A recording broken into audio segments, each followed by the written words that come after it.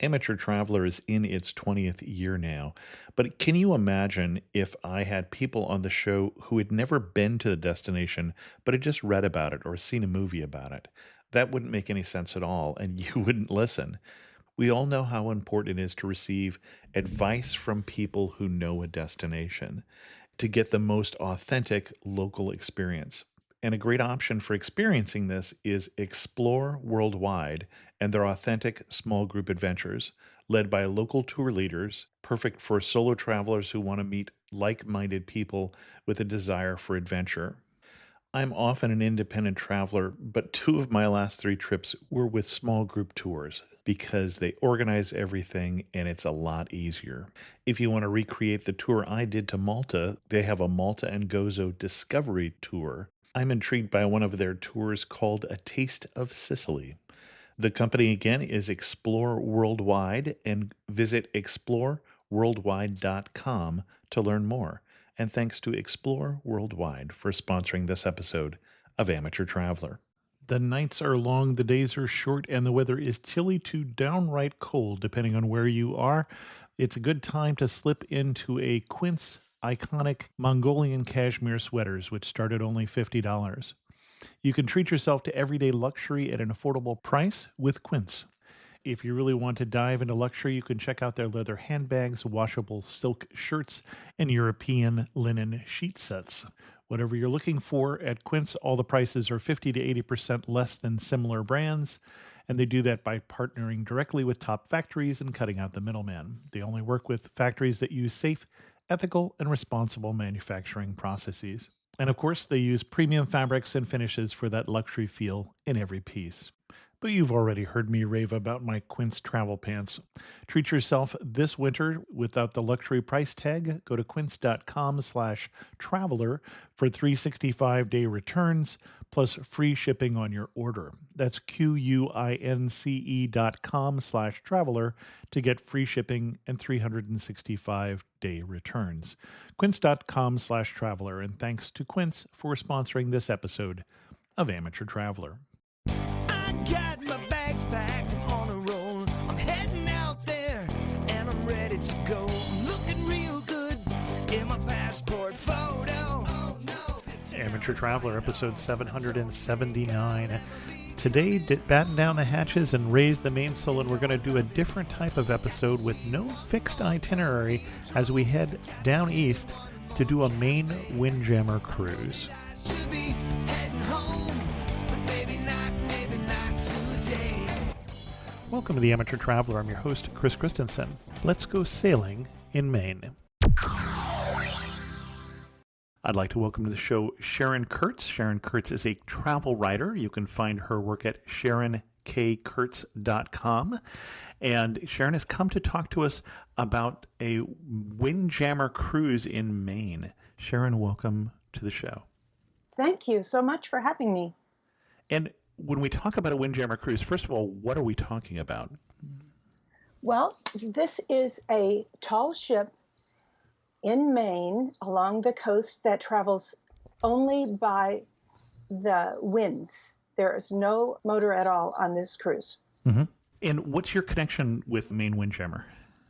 Well, I am a travel writer, and I was invited by the Maine Windjammer Association to take this 1-week cruise with the Louis R. French, the oldest Windjammer sailing vessel in America. And I jumped at the chance. Excellent. Well, and when Sharon wrote to me and talked to me about this cruise, my only hesitation was that if I had her on the show to tell you about this cruise, then they wouldn't invite me. And it really honestly made me pause. But Sharon, why do you think people should take a Windjammer cruise? It is a vacation experience unlike any you have probably had. You enjoy the beautiful scenery of Maine's unspoiled coastline up close and experience the freedom and joy of sailing by wind. Well, sailing on a historic schooner is an experience like none other that I can think about. It's not your average cruise vacation. It's more like camping on a boat anchored in the ocean. Excellent. And tell us more about what a cruise is going to be like. Where did you go from? What did you see? And what was life aboard like? We went from Camden, Maine. The Maine Windjammer Association represents 9 different historic schooners in Maine, and some depart from Camden and some depart from Rockland. So we were on the Lewis R. French that is docked in Camden. We flew into Bangor, rented a car, and drove to Camden. We departed from the dock there. Okay. We sail all around the Penobscot Bay. That is the beauty of taking a Windjammer cruise from Maine. You are in this bay that is protected, and you're always in view of the shore. And it's a rocky shoreline and beautiful, pristine waters and sea life and eagles. And it's just magical. You can really get away and relax. Now, the Penobscot Bay is an archipelago of a number of islands near there. So you've got Deer Island and Swans Island, and also just a little further north from there, a well-known island with Acadia National Park on it. Are you stopping along the way at various places on the shore, or what are you doing? Well, we go where the wind takes us and where the captain looks at the winds and decides where the ship's going to go. So there is no itinerary. Okay. And when we went around Deer Island. We didn't make it all the way up to Acadia National Park, but we anchored for the night in secluded coves and harbors. And then we would start the next morning and go wherever the wind would take us. And so the entire experience is on the boat? You're not doing anything else exploring the different islands? No, actually, we got off the boat every single evening. We would anchor in a cove within daylight hours. And then we went by a rowboat to the shore to explore that island. Sometimes it was a little village, and sometimes it was a secluded island, but we had lots of opportunities every night of the cruise to get off the ship. Well, and you say by a little rowboat, so we should probably put some scale in place. How many people are on the boat? It allowed for about six people at a time. The Lewis French had 20 passengers. Okay. It is one of the smallest windjammers in the fleet, and it's the oldest. It's 150 years old this year. So Okay. we had 20 passengers, and there were 7 couples, and then a father and son duo. And then there were 4 singles. So there were 8 cabins for doubles, and then 4 singles, and then the crew. There were 5 crew members. Okay. The captain, the cook, and deckhands?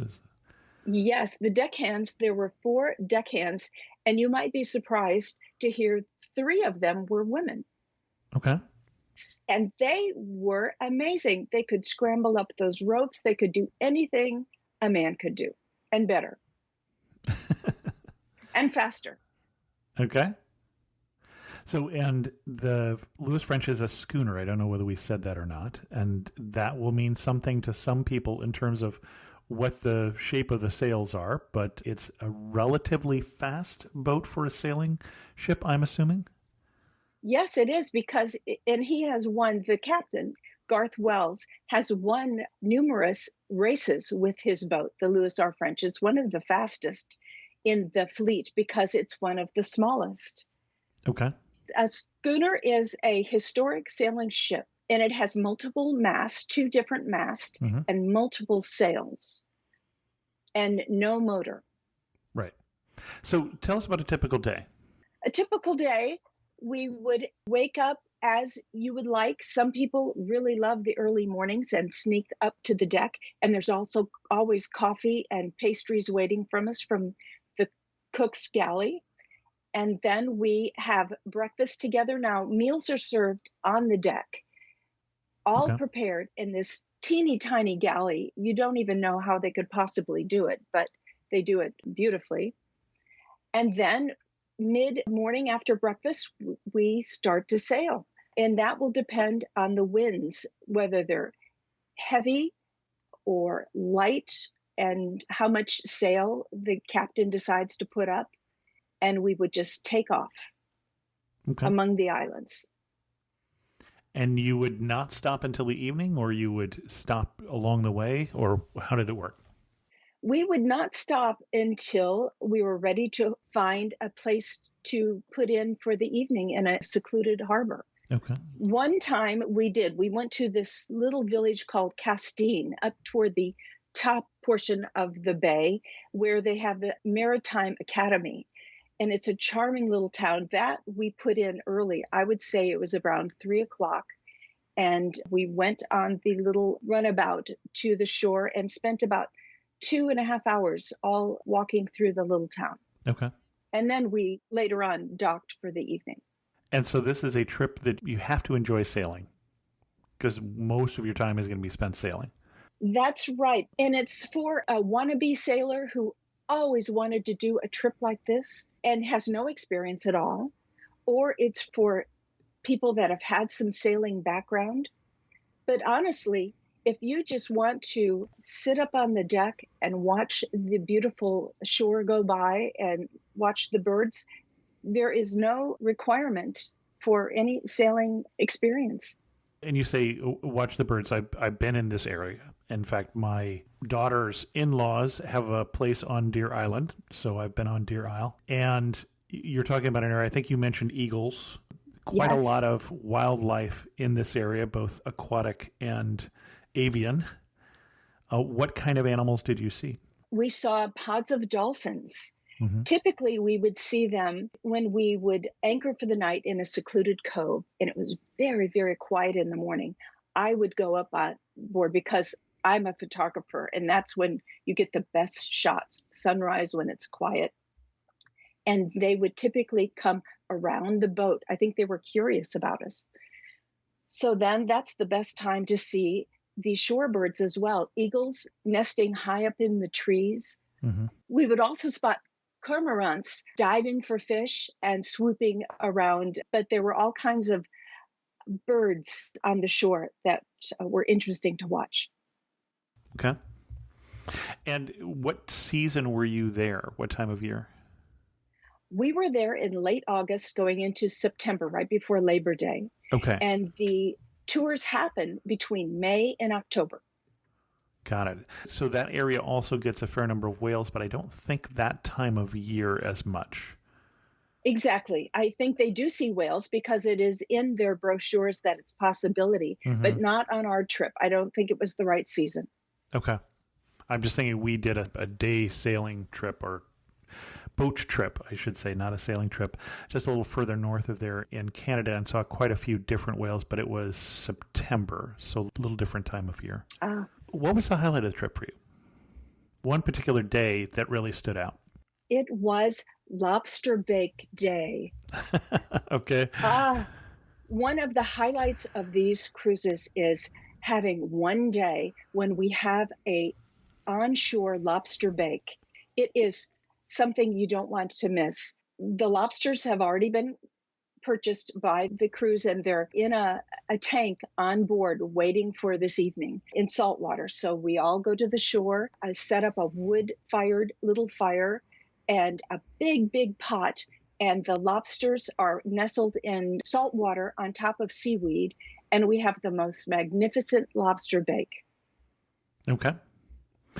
We talked a little bit about life aboard and getting up and getting your coffee and your pastry. I'm assuming that everybody is picturing that you've got a cabin with a balcony and just like on the big sailing ships, big cruise ships, right? No, not at all. This is more like camping on the You water. mentioned that. Or glamping, perhaps. It's a little more exciting than camping. The cabins are quite cozy. They're made to be functional, and everything has a place and a purpose, but it's not for luxuriating in your cabin. You have a porthole, but you do not have a balcony. And I'm assuming that you need to take turns deciding whose time it is to stand on the floor and who has to be on the bed, because there's not a lot of floor space. That is exactly right. It is a model of efficiency. There's a small floor space with a sink in your cabin, and everything is hung on hooks. So we were careful to bring a duffel bag and backpacks, and all of our belongings were up on hooks around us. Yeah, you have to take turns who's going to get in and out of bed first. Well, and it sounds like a cruise that it'd be really good if you went with people you like, because there's not going to be a lot of places to hide other than in your cabin if you're not getting along with people. Well, there were 20 guests on the cruise, and that was one of my surprises, was how much we enjoyed interacting with the other cruisers. I would say that almost 3/4 of them have taken this cruise multiple times with Captain Garth on the Lewis R. French. Interesting. They love it that much. Ah bon chien. Bonjour, je suis Theo, a tour leader with Explore, and this is Punti. He's helping us find truffles under the trees next to this beautiful vineyard. Maybe for tomorrow's cooking class? Oui, call semi-heure. Parfait. 7:00. Not everyone gets to enjoy a Bordeaux sunset this way, but you will if you explore. No, Punti. Search exploreworldwide.com and don't just travel. Explore. This episode is brought to you by Shopify. Upgrade your business with Shopify, home of the #1 checkout on the planet. Shop Pay boosts conversions up to 50%, meaning fewer carts going abandoned and more sales going cha-ching. So if you're into growing your business, get a commerce platform that's ready to sell wherever your customers are. Visit shopify.com to upgrade your selling today. One of the things that I find, and I don't know if this has been your experience as a travel writer, but I find if you do something that's a little more adventurous, and I think a sailing ship where they can't tell you the itinerary is a little more adventurous than the big cruise ship or whatever, that you tend to get people who are a little more adventurous. And I think it tends to lead to real wonderful experiences in terms of the people you meet, in my experience. That is a good observation. And everybody was on board with how it was all going to unfold. Now, the first night, you were just a little nervous because this is, for me, it was all a new experience. The fact that your cabin is so cozy and the fact that there are 2 heads on board. Oh, okay. That's Only it. 2. All right. Only meaning 2. Bathrooms. Yeah. Okay. Yes. Marine toilets. Yes. For 20 passengers and 5 crew members. That's 4 crew and the captain. But it was never an issue. One of the bathrooms upstairs had a shower in it. It was a hot water shower. Now, it was handheld, but it was possible to have a shower every day. And it wasn't as uncomfortable as I thought maybe it would be using a unisex bathroom with 18 other strangers. Well, and you're in Maine, so if you do something like when we think of going sailing, if you're going sailing down in the Caribbean, it's no problem. You just jump into the water once a day or something like that and then have a little water to wash you off. I'm assuming you didn't spend a lot of time jumping into Penobscot Bay. No, the chef cook one day, he was such a character. He was from Austin, Texas, and his name was Nails. Well, he climbed up high and did the most perfect swan dive off of the deck into the water. And then we had one of the travelers, he was a big swimmer. So on the day that we had our shore lobster bake, he actually put his swim trunks on and he swam all the way to the island and back. But for the rest of you, a little colder. Yes, the rest of us did not swim, it's true. But the bathroom situation was not an issue. Okay. Well, and so in terms of distance, as I look at a map, you probably never got more than 20, 25 miles from where you started. So this is not a endurance race sort of thing where you're trying to get a long way away. That is absolutely correct. One of the wonderful things we were given when we arrived in our cabin was this lovely map of the Penobscot Bay and all about our trip and all of the islands. And at the end of the trip, Captain Garth would draw with a Sharpie pen our entire route and where we stopped for the night. And then he signed them for us. And I still have that right now, right here beside me. And we did not go far. It is true. But it doesn't matter. It's the experience of sailing and the breeze on your face and what you're looking at is what matters, not how fast or far that you go. Well, and as I recall, and I might be wrong about this, one of the reasons why the name of the company is Maine Windjammer is that when they started this, and because the company's at least 20 years old, I don't remember how long they've been around, but there was a company that did Caribbean cruises called Windjammer, and we have an episode on it way, way back in the archives, probably in year one of Amateur Traveler, because we did that for my 40th birthday.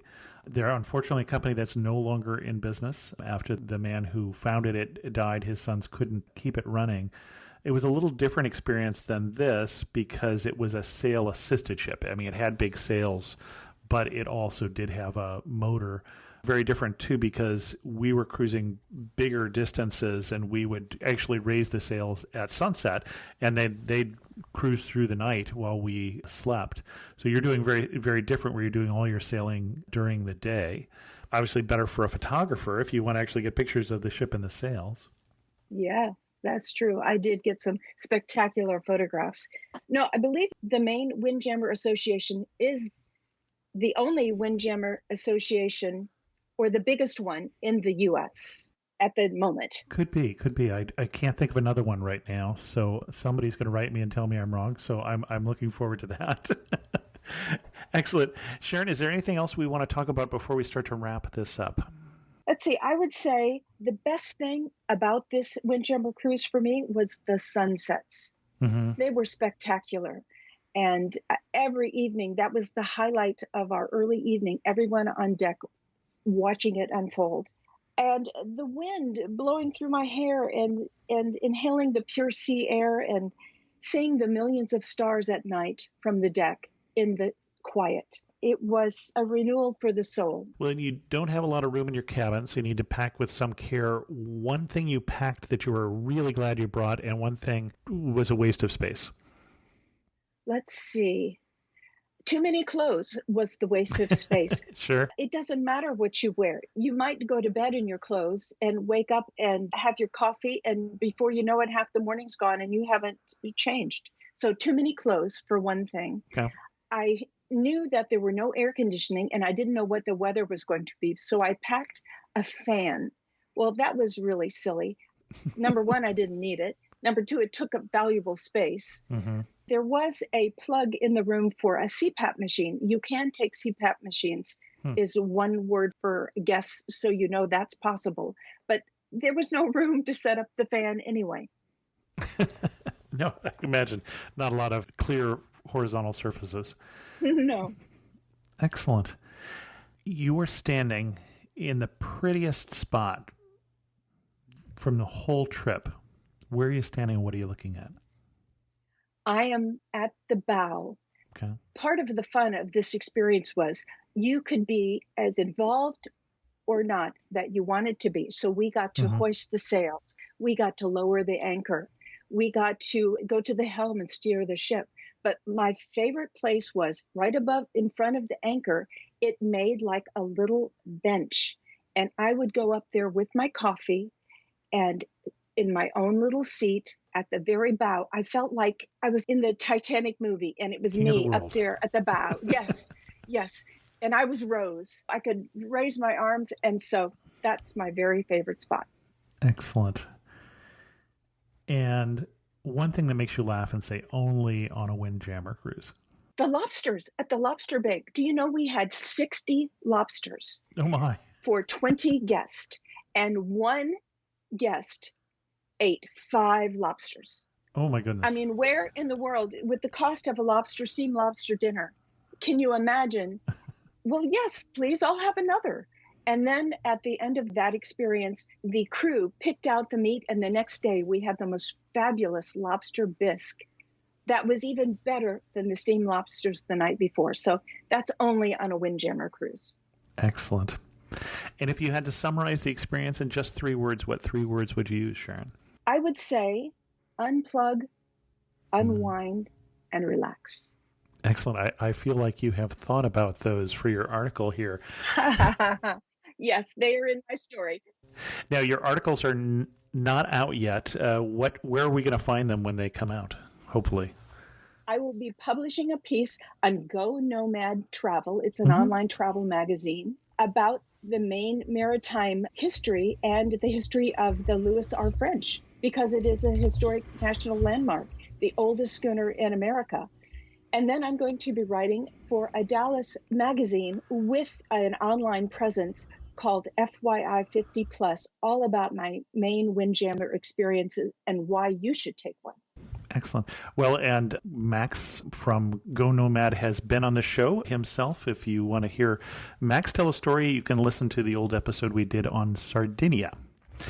And Sharon, when that gets published, eventually it may end up on SharonKKurtz.com, but it's not going to be there right away. But you'll let us know when you have written about it there, and we'll put a link in the show notes to your site. I will. Thank you. You also do some travel, some tour leading. I do. I work part-time for a women's travel company called Women Traveling Together. And it's the most wonderful concept where you can be solo, but we meet at the destination. We all become less than 18 people, usually 14 if it's domestic, 18 if it's international. And before you know it, we're all fast friends. Well, my next trip I will lead will be to Egypt in March of 2022. Then highlights of Italy in May of 2022, and then Colorado trains in August.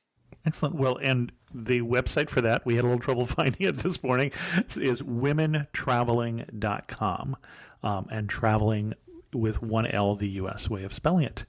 Sharon Kurtz, thank you so much for coming on Amateur Traveler and sharing with us a experience that made me jealous about the Maine Windjammer cruise. Well, I think everyone should take one.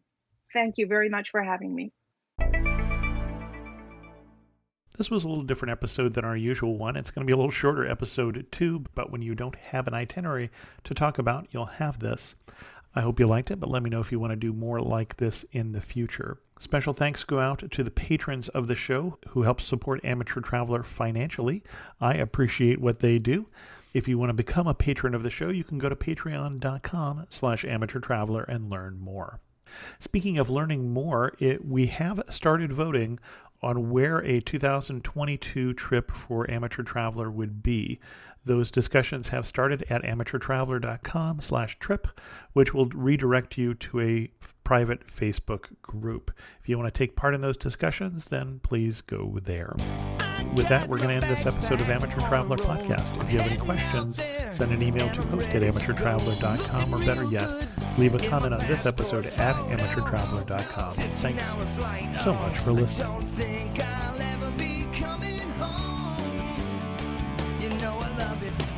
Got to see one more cathedral. Got to sit in one more cafe.